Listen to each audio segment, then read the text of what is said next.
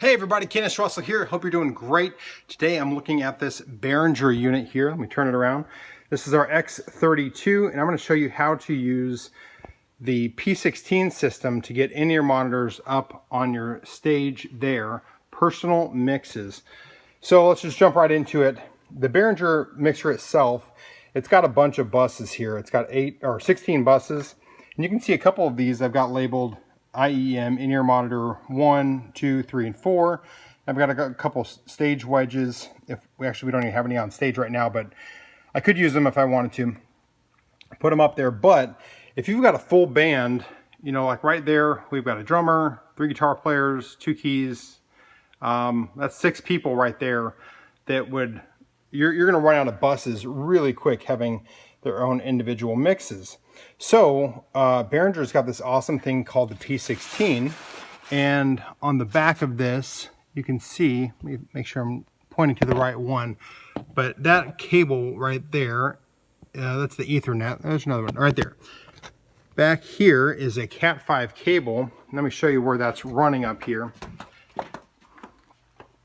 It's going all the way up to the back of the stage, where we have a P16. It's actually called the Powerplay P16, and it splits up this signal.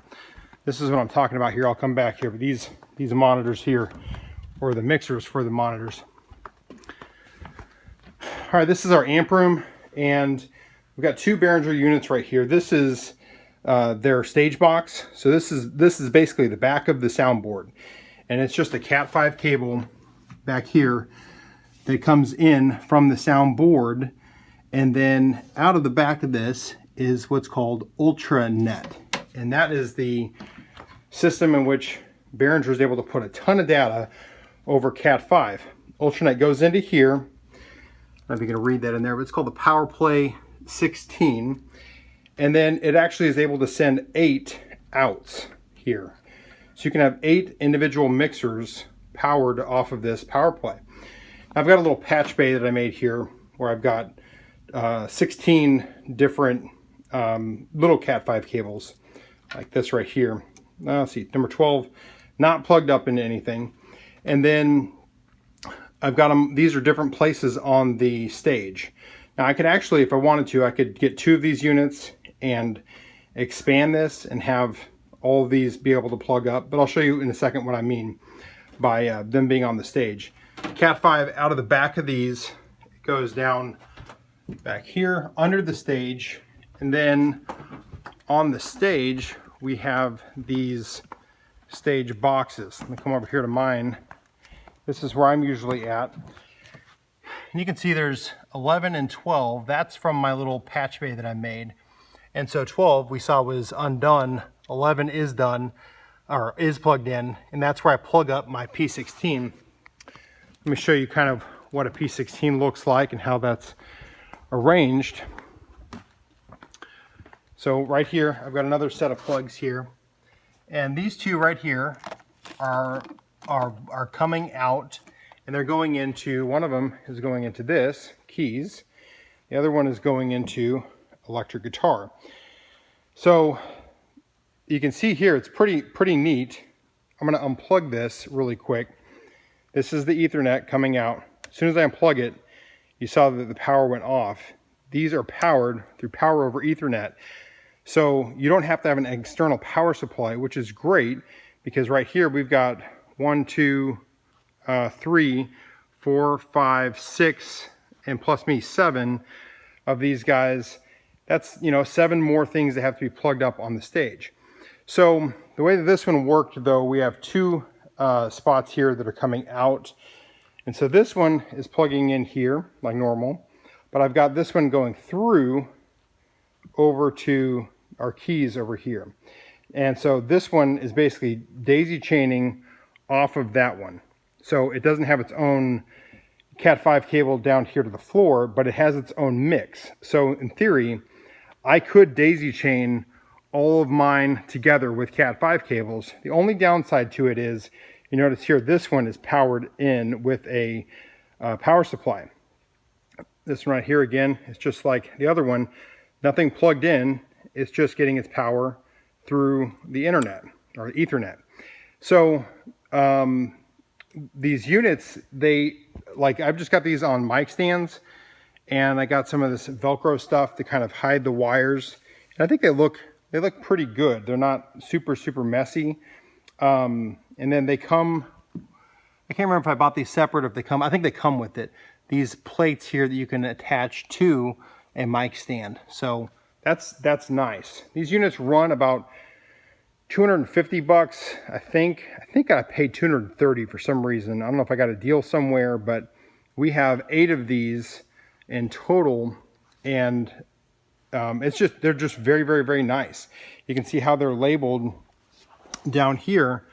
I've got there's 16 different channels in this mixer, and you've got 1, 2, 3, 4 all the way up to 16. And the way it is like DR stands for drums, bass, keys 1, keys 2, electric guitar, acoustic guitar, that's our guitar 3, vocals 1 through 5, lavalier, video, track, and click. All of these can be individually set up. So what happens is, like drums, actually let me find something that I wouldn't want to mess up on his. I'll just stay on the drums. I'll put it back. If I click on drums, you can see as I'm clicking on different things, I'm getting different mixes. If I click on drums, I can set the left and right to that. If maybe I just wanted the drums all the way on the left side, that's fine. I don't know why you'd want to do that necessarily, but then you've got an equalizer, and that's for the individual channel. So if I said, actually I want more bass in this, I can adjust the equalizer however I want. I can put a limiter on the output, the master output, I believe that's what that is. And then I've got a volume here. So I'm able to adjust here, like if I say drums, it's on 3 dots here. If I say, you know what, when you turn it up, I can put it at 5.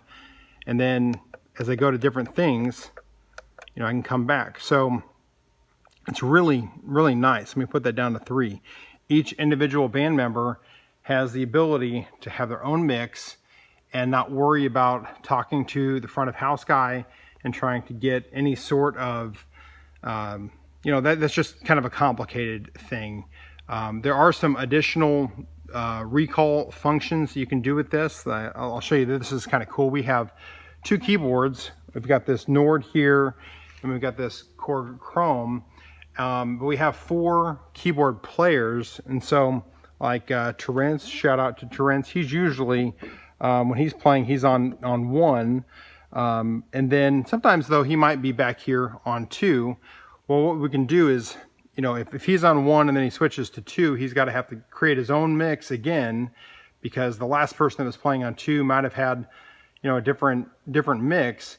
Well, actually, what he can do is he can save his mix on each one of these here. Now, he would actually have to create 2 different mixes, but once he creates them, they're saved. So what that looks like, I'm going to hit store like this.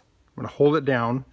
Let me see here. I'm gonna put it on a channel that no one's using. So I'm gonna put store, and then hit 8, and then hit 8 again, and that stored his mix to this 8. So if I hit, let me do this. I'm gonna hit recall. Let me go to someone else's mix. Recall 2. That's a different. You see how the drums are a little bit different. Things are just slightly different. If I go to, watch this. I'm gonna pull this down. I'm gonna hit recall. Sorry, I'm doing this one-handed. Recall 8, and then it's back to his mix. So that's really nice. So what we've done is we've been able to say, we've labeled people according to a number. So like Trent's is number 1. So no matter what mixer he's on the keys, he's going to be on number 1. And then someone else, Robert might be number 2, and Hannah number 3, and so Bryce number 4. Those are our 4 keyboard players. So they could be, if somebody comes up and they say, hey, it's my turn to play on this keyboard, I'm going to come in, I'm going to hit recall 4, and then that mix pops up. And then Trent comes back, he hits recall 1, and his mix comes back. So I don't think I did that right. Recall, yeah, I did. His mix comes back. So pretty amazing seeing how all of this works together.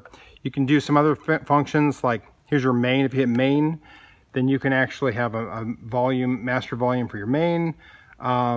You've got the ability to solo. So this comes in real handy sometimes for me when I'm trying to figure out who's got a buzz. I can hit solo and I just solo through every channel, and then I go, it's that mic has a buzz in it.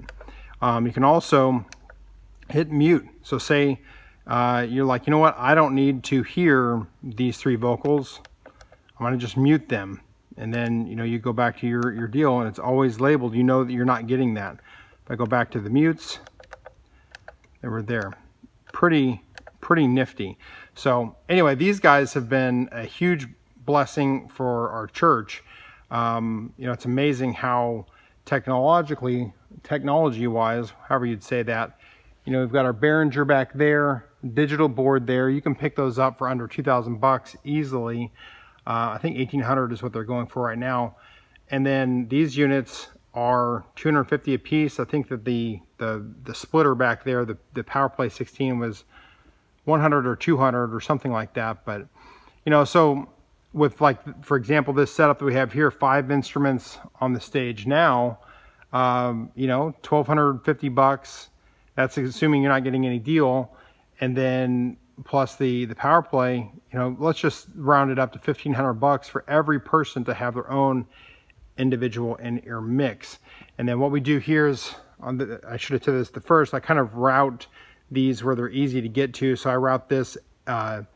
This is the phono jack, or the phone's jack. I route it out underneath here, and then I just wire it up to where the keyboard player is attached to the keys. And then everybody's got their own individual headphones. So you have to play the headphones to it. But anyway, instead of rambling on any further, I just wanted to kind of show the P16s and how we're using those at our church. I really do recommend the whole Behringer ecosystem, with as far as their mixers, with these in-ear monitors. They've been a huge help. I actually have even another back there is a Behringer XR18 that's running our backing tracks, plugged into a Hosa cable that's an awesome Hosa splitter, a little mini steak. Anyway, Kennis Russell out. Thanks so much for watching. Appreciate you watching it. If this is helpful to you and you want to see more videos like this, please hit the thumbs up, subscribe to my YouTube channel, and I'll see you in another video.